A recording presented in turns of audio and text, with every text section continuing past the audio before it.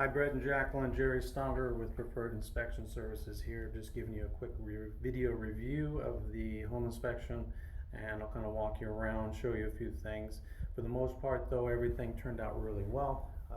Only a few minor issues to report. Nothing major, nothing that should chase you away from the house by any means, but are a few things of concern that I'll bring up to you here in the video review and also include in the report. I'll get that report over to you tomorrow, as well as an invoice that you can pay online, and then I'll send you a YouTube link for this video that you can watch, and again, reach out to me if you have any questions. I'm going to turn the camera around here. We're going to start here in the master bathroom and then work our way the house. In master bathroom, shower's in good shape, no issues with drainage or leaks on the what they call mixing valve or mixing handle. Sinks are in good shape, no leaks under the sink, no drainage issues there. You've got a GFCI protected receptacle here, which is required for the bathrooms, also kitchens, garage, and exterior. There's a couple more GFCIs throughout the house that I'll show you as we go through. If we're not familiar with GFCI receptacles, that has a built-in breaker that protects you against electrocution around water sources. Toilet in the master bath area is in good shape. You have an exhaust fan that's working as well. All the toilets are secure. I didn't find any that looked like they could have any potential for leaking. All secure to the floor. In the master closet, you have the attic access. Attic has a few issues with rodent activity. There was some mice droppings, some glue traps, as well as snap traps, and one dead mouse, unfortunately. So it looks like there has been a little activity there, which suggests having somebody clean that up, as well as seal off any potential openings to prevent any further activity. And I'll go over that in more detail in the report. Windows here in the master bedroom are in good shape. Only found one window that really had an issue as we walk out here into the hallway. Common for these double pane vinyl windows to have fogging between the double panes of glass, although I didn't find any of that here. The other issue is on these what they call single hung windows that slide up and down. The sash balance springs sometimes will go. As you can see, there's a kind of an uneven gap on this window. The spring on the right side of this middle window has been taken out, probably because it wasn't working anymore. So that window kind of slides up and down a little cockeyed, so you'll want to get that spring replaced. Another thing, this home is equipped with fire sprinklers throughout the home. And you'll see in the bedroom, a lot of the fire sprinkler covers in the bedrooms have been painted. The fire sprinkler companies typically do not like to see that. The reason for that is the paint can sometimes hold those covers in place, prevent the fire sprinkler head from dropping down. They're also heat sensitive, so the paint can also prevent the sprinkler head from going off where it needs to. They should be kind of this off-white gray color, but a lot of people don't like to look at that, so they end up painting them to match the ceiling. Unfortunately, that is a no-no with the fire sprinkler companies. Fire sprinklers are pretty common throughout Ladera Ranch. Probably the most neglected item, though, in all honesty. You'll see what's called a wet system. When there's water inside the pipes, they call it a wet system, and that water can get stagnant because it just sits there and doesn't move, so it has to be flushed periodically every 5-10 years. So if that hasn't been done yet, I would highly recommend that. We have smoke alarms in all of the bedrooms, also hallways as needed. We do not have carbon monoxide alarms, which I'm going to recommend for each floor that is required. Bedrooms, there's a couple doors that are missing some door stops, and I only bring that up just to prevent any damage to the walls. Bedroom here is in good shape otherwise. Hall bathroom or Jack and Jill bathroom. Got a little leak coming from the hot side. You'll see some water dripping out of the cartridge there. That can also transfer down below and cause damage to the cabinet. Fairly easy repair. There's a cartridge in there that gets replaced by a qualified plumber.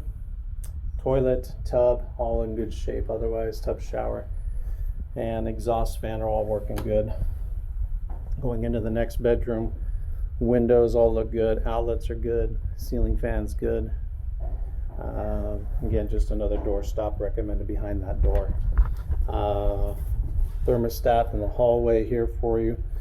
Again, heating is working good.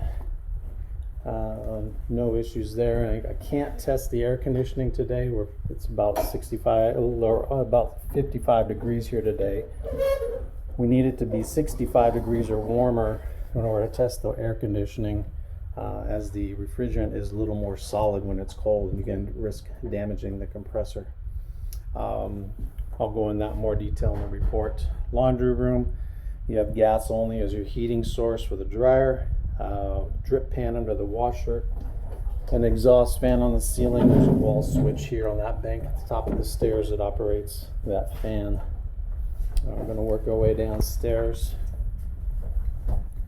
and head into the powder bathroom first. Have a coat closet there. No issues with the sink or toilet here in the powder bathroom. All secure. Got a little storage closet here.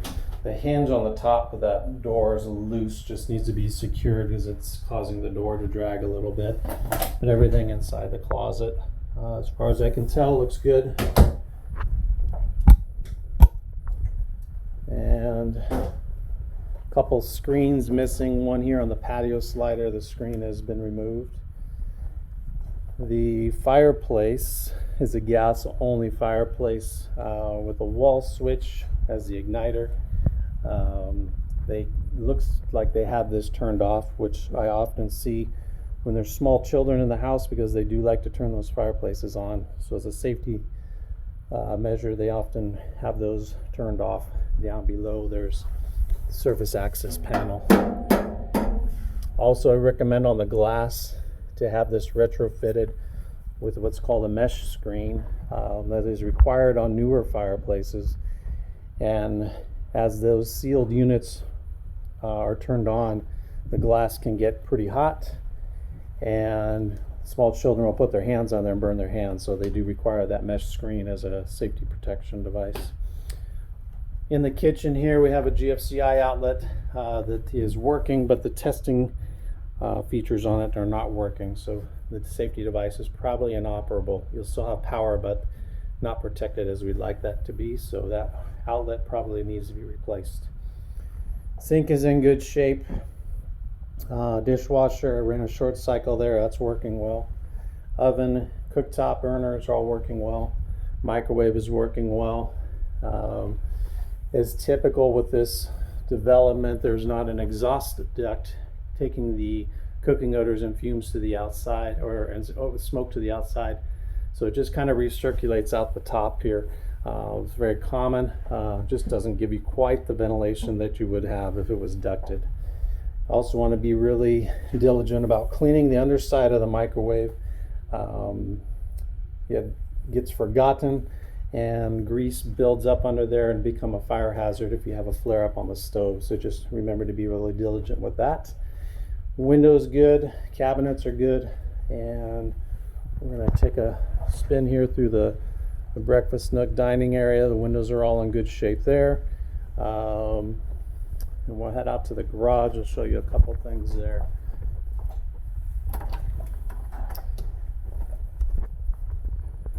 Light switch is just outside the door. They've added some additional lighting in here, which is nice.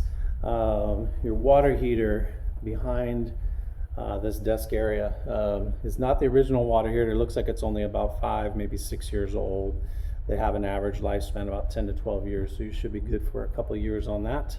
Earthquake straps are in place, so no leaking, no signs of leaking there. Garage door opener are in good shape. Had some stains on the ceiling, and it looks like some patchwork from probably a past plumbing repair, so might want to just ask the owners about the history of that. Irrigation controls, which I don't check the irrigation, just pointing them out. That looks like an old low voltage lighting timer that is not connected to anything any longer. Your main water shut off, that yellow handle pulled down towards you would shut the water off to the whole house.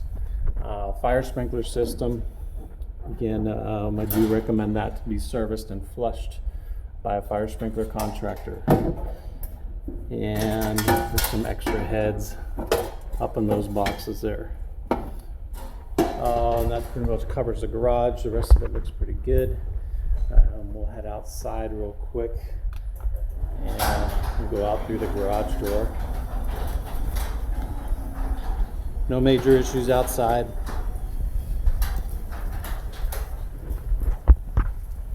Just give you a quick tour on the outside. Got a little bit of rain here, but not too bad. Main electrical panel on the right side of the garage, as well as your gas meter. This one gate drags a little bit on the concrete. I want to have that adjusted. Air conditioning unit is not original, but it is about 12 years old. They run about 20 years on average. Let's see, light fixture up here. Just recommend having it tightened at the wall and sealed to prevent any moisture from getting behind that cover at the wall.